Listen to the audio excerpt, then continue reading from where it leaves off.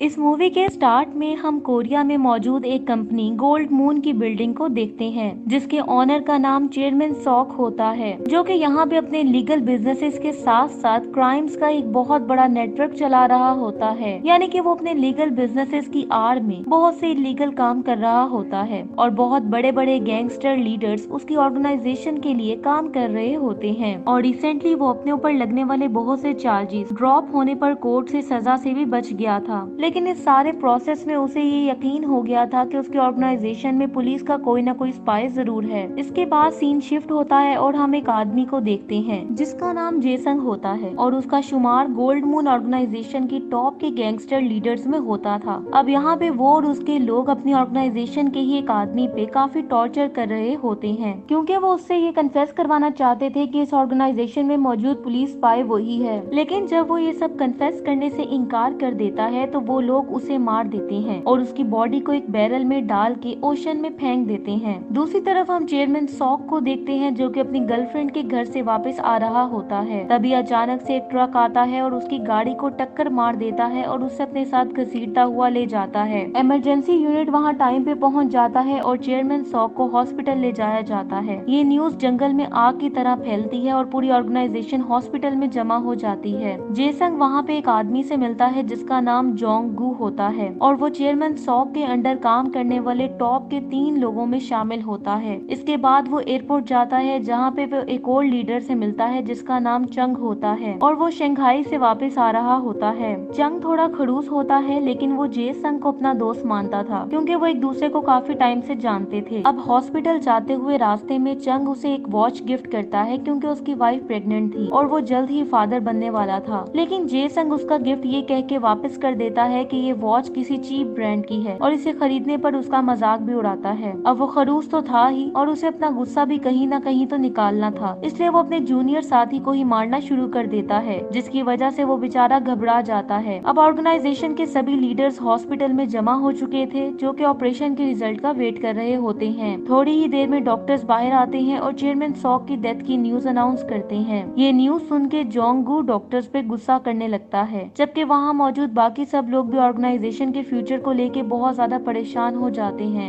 अगले दिन बहुत बड़ी फ्यूनरल सेरेमनी मुनक्किद होती है। पुलिस भी उन पे नजर रखने के लिए वहाँ मौजूद होती है, जिनको देख के जोंगू को गुस्सा आता है। वो वहाँ जाता है और उनसे उनका कैमरा छीन के तोड़ देता है। तभी हम पुलिस चीफ कांग को देखते हैं जो अपने साथियों की हेल्प के लिए वहाँ आता है और चीफ कांग ही गोल्ड मून के खिलाफ इन्वेस्टिगेशन को लीड कर रहा होता है। जोंगू उसे देख के पीछे हट जाता है और टूटे हुए कैमरा के लिए उन्हें कुछ पैसे दे देता है। नेक्स्ट सीन में हमें पुलिस हेडक्वार्टर को दिखाया जाता है जहाँ पे बहुत से सीनियर ऑफिसर्स ये डिस्कस कर रहे होते हैं कि चेयरमैन सॉक की डेथ के बाद उसकी जगह लेने के लिए मुमकिन लोग कौन हो सकते हैं और कौन से लोग उनको अपोज करेंगे। यहाँ पे हमें पता चलता है कि गोल्ड मून कंपनी 3 बड़े ग्रुप्स के इतिहाद से मिलके बनी थी और उन ग्रुप्स में येबम क्लैन, जुल क्लैन और नॉर्थ मून क्लैन शामिल थे और इन्हीं 3 बड़े ग्रुप्स के हेड ही चेयरमैन सॉक की सीट हासिल करने के लिए पॉसिबल कैंडिडेट हो सकते थे, जिनमें पहला नाम था चंग का, जो कि नॉर्थ मून क्लैन का लीडर था और उसका ज्यादातर काम कोरिया से बाहर के बिजनेस को मैनेज करना था। लिस्ट में दूसरा नाम था जोंगू का, जिसका शुमार चेयरमैन सॉक के करीबी और मोस्ट ट्रस्टेड साथियों में होता था और उसे येबम क्लैन की सपोर्ट हासिल थी, जो कि ऑर्गेनाइजेशन का सबसे ज्यादा पावरफुल ग्रुप होता है। चंग और जोंगू दोनों का ही ऑर्गेनाइजेशन में असर और सुख बहुत ज्यादा था, इसलिए उनके गोल्ड मून का चेयरमैन बनने के चांसेस भी सबसे ज्यादा थे। जबकि तीसरे कैंडिडेट का नाम सुकी था, जिसे जुल क्लैन की हिमायत हासिल थी। लेकिन अब क्योंकि सुकी बाकी दोनों के मुकाबले में ओल्ड था और उसको सपोर्ट करने वाला जुल क्लैन भी इतना ज्यादा पावरफुल नहीं था, इसलिए चेयरमैन बनने के उसके चांसेस भी बहुत कम थे। यहाँ पे पुलिस ऑफिसर्स ये प्लान कर रहे होते हैं कि गोल्ड मून की चेयरमैन के प्रोसेस पे कैसे असरअंदाज होकर इस ऑर्गेनाइजेशन को डिस्ट्रॉय किया जाए। नेक्स्ट सीन में हम देखते हैं कि जेसंग एक अननोन लड़की के साथ बोर्ड गेम खेल रहा होता है। वो उसे बता रहा होता है कि 2 दिन बाद बोर्ड मीटिंग होने वाली है जिसमें चेयरमैन का प्रोसेस डिस्कस होगा। अचानक से उसे किसी बात पे गुस्सा आता है और वो एक पुरानी सी बिल्डिंग में किसी खास आदमी से मिलने चला जाता है। तभी हमें पता चलता है कि वो खास आदमी कोई और नहीं बल्कि चीफ कांग होता है, जिससे हम ये जान पाते हैं कि जेसंग ही वो अंडरकवर कॉप है जो ऑर्गेनाइजेशन में घुस के पुलिस के लिए काम कर रहा था और जिस लेडी के साथ वो थोड़ी देर पहले बैठा गेम खेल रहा था वो जेसंग की हैंडलर होती है। जेसंग 8 साल पहले इस ऑर्गेनाइजेशन में शामिल हुआ था और इन 8 सालों में उसने इतनी तेजी से तरक्की की कि अब वो इस ऑर्गेनाइजेशन का 5वां सबसे ताकतवर गैंगस्टर बन चुका था और उससे ऊपर 4 4 लोगों में चेयरमैन सॉक के अलावा 3 और लीडर्स शामिल थे, यानी चंग, जोंगू और सुकी।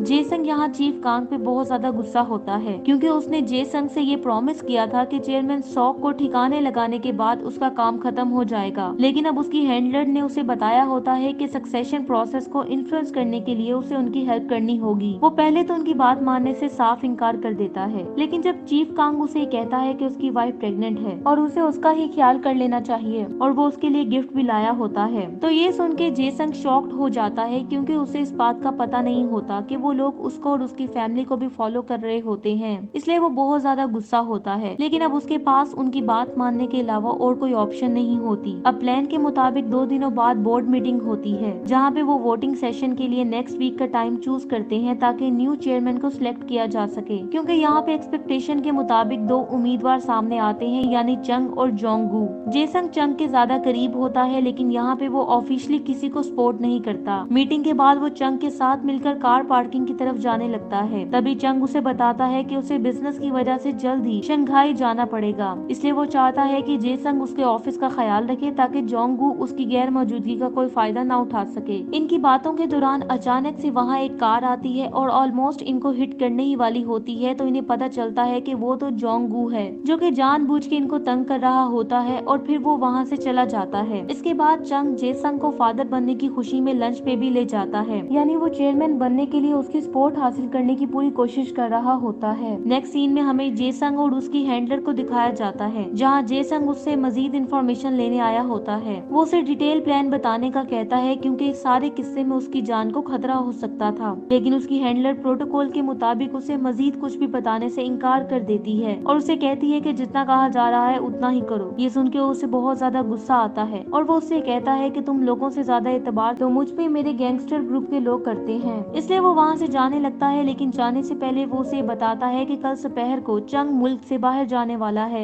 दूसरी तरफ जोंगू कुछ लीडर्स को अपने ऑफिस में इनवाइट करता है और चेयरमैनशिप के लिए उन्हें अपनी सपोर्ट करने का कहता है। अगले दिन जेसंग चंग को एयरपोर्ट छोड़ने जाता है जहाँ पे उसे ये एहसास हो जाता है कि बहुत से अंडरकवर कॉप्स उन पर नजर रखे हुए हैं, लेकिन उसे ये पता नहीं होता कि वो क्या करने वाले हैं, इसलिए वो नर्वस होने लगता है। लेकिन जैसा वो समझ रहा होता है वैसा कुछ भी नहीं होता और अब चंग जैसे ही सिक्योरिटी गेट को क्रॉस करता है वहाँ पे कुछ पुलिस वाले आते हैं और उसे अपने साथ ले जाते हैं, जिसके बाद वो करीब एक इंटेरोगेशन रूम में चीफ कांग से मिलता है जहाँ पे चीफ कांग उसे गोल्ड मून की इन्वेस्टिगेशन रिपोर्ट दिखाता है, जिसे देखकर उसे रियलाइज होता है कि पुलिस के पास कुछ ऐसी इंटरनल इंफॉर्मेशन मौजूद है जो कि सिर्फ उसी सूरत ही मुमकिन है कि अगर पुलिस का स्पाई अभी भी ऑर्गेनाइजेशन में मौजूद हो। लेकिन यहाँ उसे ये बात ज्यादा सरप्राइज करती है कि चीफ कांग उसी के साथ मिलकर जोंगू को रास्ते से हटाने की ऑफर करता है ताकि वो चेयरमैन की सीट इजीली हासिल कर सके और वो उसे फ्लाइट के दौरान इस बारे में सोचने का मशवरा देता है। अब चंग वहाँ से जाने से पहले इस बात पे हैरत का इजहार करता है कि उनको ये कैसे पता चला कि मैं आज शंघाई जाने वाला हूँ, लेकिन चीफ उसे कुछ भी बताए बगैर वहाँ से चला जाता है। प्लेन पे वो अपने लॉयर को चीफ कांग के बैकग्राउंड के बारे में चेक करने के लिए कहता है और उसे हिटमैन ग्रुप हायर करके ऑर्गेनाइजेशन में मौजूद पुलिस के लोगों को ढूंढकर उन्हें मारने के लिए भी कहता है। इसके बाद चीफ कांग को दिखाया जाता है जो कि अपनी चाल चलने वाला होता है और जब जोंगू अपने लोगों के साथ ब्रेकफास्ट कर रहा होता है तो तभी चीफ कांग अपने साथियों के साथ वहाँ पहुँच जाता है जहाँ पे चीफ कांग जोंगू को अरेस्ट वारंट दिखाता है और उसे अरेस्ट कर लेता है। उनके वहाँ से जाने से पहले जोंगू चीफ कांग से पूछता है कि क्या उसकी इन्फॉर्मेशन उसे चंग ने बेची है, जिस पर चीफ कांग उसे कोई वाज़ेह जवाब नहीं देता।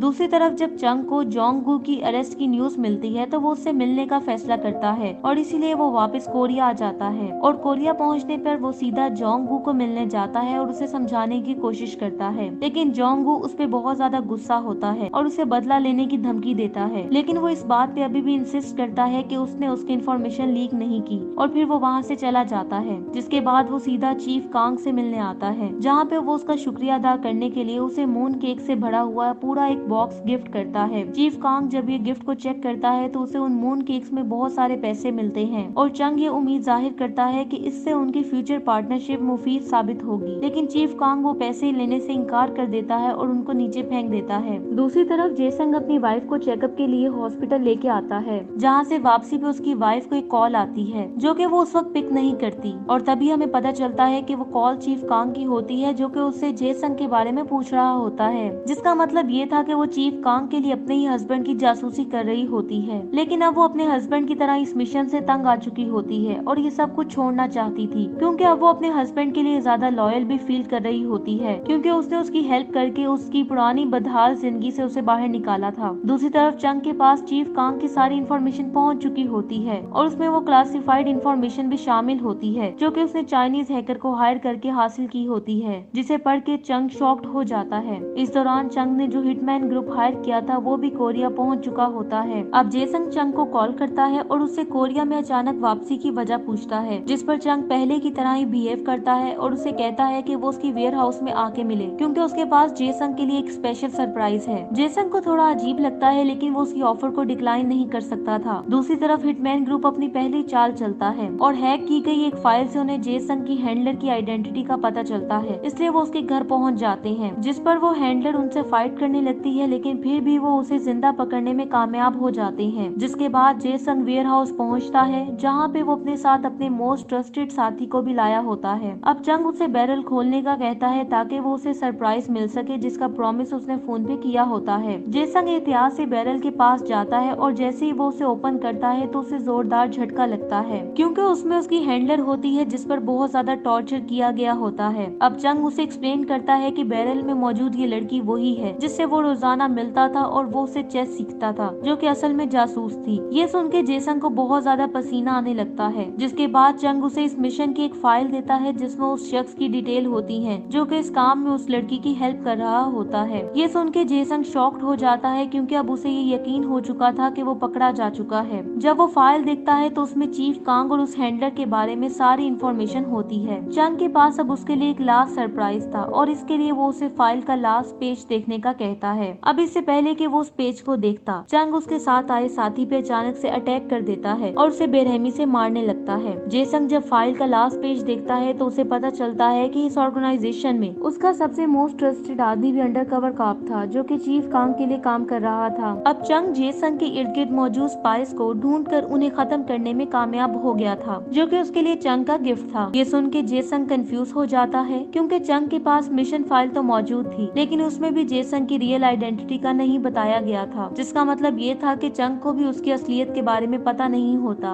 अब चंग हिटमैन ग्रुप के मेंबर से उस हैंडलर को मारने का कहता है। ये सुनकर जेसंग जल्दी से गन निकालता है और उस हैंडलर को ये सोचकर मार देता है कि पता नहीं वो इस पे और कितना जुल्म करेंगे। दूसरी तरफ चीफ कांग जेल में जोंग गू से मिलता है और उसे अपनी और चंग की पिक्चर्स दिखाता है जिसमें वो दोनों मीटिंग कर रहे थे, ताकि जोंग गू को ये यकीन हो जाए कि उसकी इन्फॉर्मेशन लीक करने वाला कोई और नहीं बल्कि चंग ही है। उन फोटोज को देख के उसे बहुत ज्यादा गुस्सा आता है और वो अपने आदमियों को चंग पे अटैक करने का ऑर्डर दे देता है। अगले दिन जेसंग चीफ कांग से मिलने जाता है ताकि इस सारी सूरत हाल को डिस्कस कर सके। चीफ कांग उसे बताता है कि उनका सिस्टम हैक हो गया था और सारी क्लासिफाइड इंफॉर्मेशन लीक हो गई है। अब जेसंग इस बात पे जोर डालने लगता है कि वो इस मिशन को छोड़ना चाहता है, लेकिन अचानक से वहाँ ऑर्गेनाइजेशन का थर्ड मोस्ट पावरफुल लीडर सुकी आ जाता है। यहाँ पे जेसंग को पता चलता है कि चीफ कांग ने सुकी को चेयरमैन बनने में उसकी हेल्प करने के लिए सारा प्लान बनाया होता है, ताकि वो ऑर्गेनाइजेशन को अंदर से कंट्रोल कर सके। और वो जेसंग को भी उसका साथ देने का कहता है और उसे धमकी देता है कि वो उसकी ट्रू आइडेंटिटी को रिवील कर देगा, जो कि अभी तक उसके अलावा और कोई नहीं जानता था। इसलिए अब उसके पास उनका साथ देने के अलावा और कोई ऑप्शन नहीं होती। दूसरी तरफ जोंगगू के लोग अपनी चाल चलते हैं और चंग पे अटैक कर देते हैं। अब हालांकि यहाँ पे जोंगगू के लोगों के मुकाबले में चंग के साथ बहुत कम लोग होते हैं,